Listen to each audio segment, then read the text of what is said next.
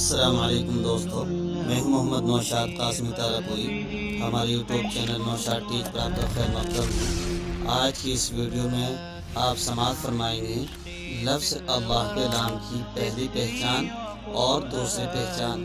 آئیے تفصیلی طور پر سماعت کر لیتے ہیں حضرت الاستاذ حضرت قاری محمد یاسین صاحب دامت برکاتہم کی زبانی۔ بسم اللہ الرحمن الرحیم۔ لفظ اللہ کے لام کا قاعدہ۔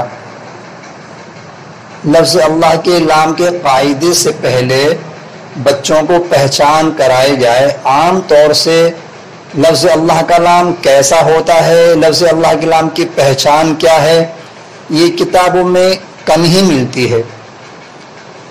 اللہ کے نام کا قاعدہ پر باریک کا یہ تو الحمدللہ چھوٹی بڑی سب کتابوں میں یہ بات ملتی ہے، لیکن اللہ کے نام کی پہچان کیا ہے اور کن چیزوں کے آنے سے، کن حروف کے آنے سے اللہ کا نام بنتا ہے، اس کی پہچان یہ کہیں اتفاق سے ملتی ہے۔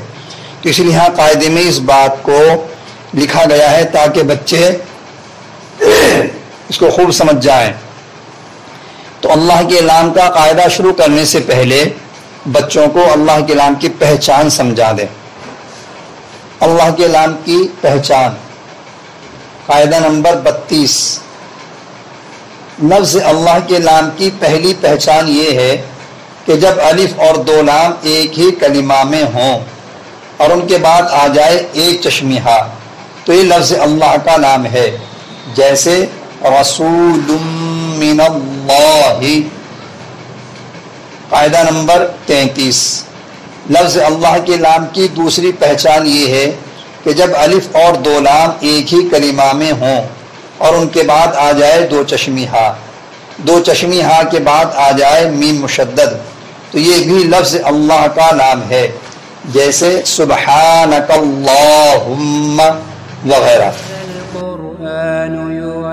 يوحدنا لطريق الخير يوجهنا، الله تعالى أنزله ورسول الله معلمنا، ورسول الله معلمنا۔